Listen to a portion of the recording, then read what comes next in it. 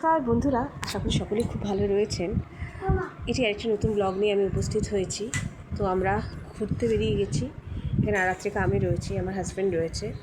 তো যাওয়ার পথে যে দৃশ্যগুলো আমরা পড়েছে সেগুলো আপনাদের সঙ্গে শেয়ার করছি। এই যদি জানেনি সবাই যারা কলকাতাবাসী,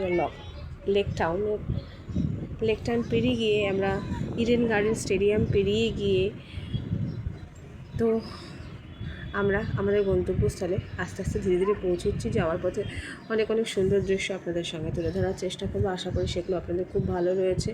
তো বর্তমানে আমরা এখন কোচবিহারে থাকছি না, আমরা রয়েছি কলকাতায়। ট্রান্সফার হওয়ার জন্য আমরা কলকাতায় রয়েছি। তো এখানেই থাকবো এখন থেকে। তো মাঝে মাঝে কোচবিহার যাতায়াত করবো, যেহেতু হোম টাউন ওটা আমার। তো এই বিল্ডিংগুলি খুব সুন্দর লেগেছে, খুব অসাধারণ। আশা করি আমারও ভালো লেগেছে, আপনাদেরও ভালো লাগবে, সেজন্যই ভিডিওগুলো করা। এবং আর এই বিল্ডিংটি দেখুন, এটি অসাধারণ, খুব সুন্দর। দূর থেকেই তুললাম, কারণ সামনাসামনি অতটা ক্যাপচার করতে পারিনি। গাড়ি থেকে যতটুকু তোলা সম্ভব ততটুকুই তুলেছি। তো আপনাদের সঙ্গে সব পুরোটাই শেয়ার করব। তো শত ব্যস্ততার মধ্যেও এই ভিডিওগুলো দেওয়া, বুঝতেই পারছেন। তো আমার ভিডিওগুলো ভালো লাগলে লাইক, কমেন্ট এবং শেয়ারের বন্যা ভরে দিতে হবে। আর আপনারা পাশে আছেন, পাশে থাকছেন, আরও পাশে অনেক বেশি থাকতে হবে, তাহলে আমি অনেক বেশি ইন্সপায়ার হবে। আরও সুন্দর সুন্দর ভিডিও এটুকু আপনাদের সঙ্গে উপহার দিতে পারবো, সেটুকু আমি কথা দিতে পারি। তো পৌঁছে যাচ্ছে আমাদের। এই দেখুন এই বিল্ডিংটি, এই বিল্ডিং দুটো ফ্ল্যাট, বুঝেছেন আপনারা, যে এই দুটোকে অ্যাটাচ করা রয়েছে। এখানে নাকি শাহরুখ খানেরও একটা ফ্ল্যাট রয়েছে। তো আমরা পৌঁছে গেছি আলিপুর চিড়িয়াখানা। এখানে আরাত্রিকা খুব খিদে পেয়ে দরুন আরাত্রিকাকে একটি পেস্ট্রি কিনে দিয়েছিলাম।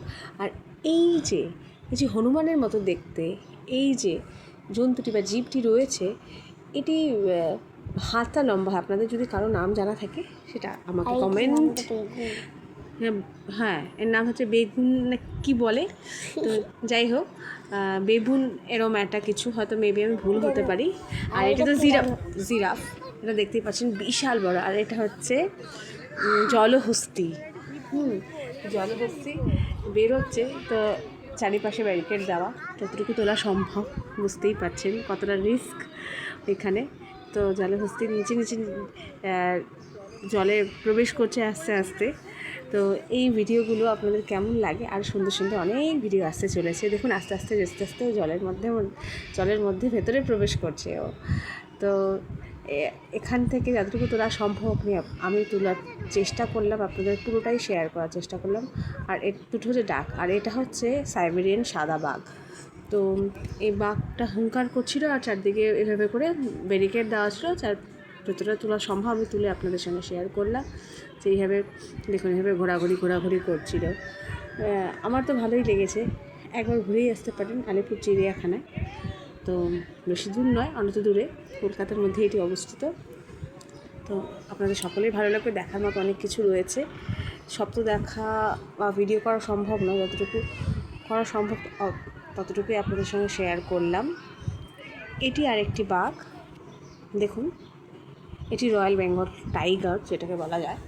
তো রয়্যাল বেঙ্গল টাইগার হুঙ্কার দিচ্ছিল এই বাঘটা ভীষণভাবে। যেহেতু আমি এখানে সাউন্ডটা মিট করে রেখেছি তাই বোঝা যাচ্ছে না, কিন্তু অসম্ভব হুঙ্কার দিচ্ছিল। তো সাইড থেকেই তোলা, ভালোও লাগে ভীষণ, যে এত সামনাসামনি বাঘ দেখার একটা এক্সপিরিয়েন্স খুব ভালো লাগে।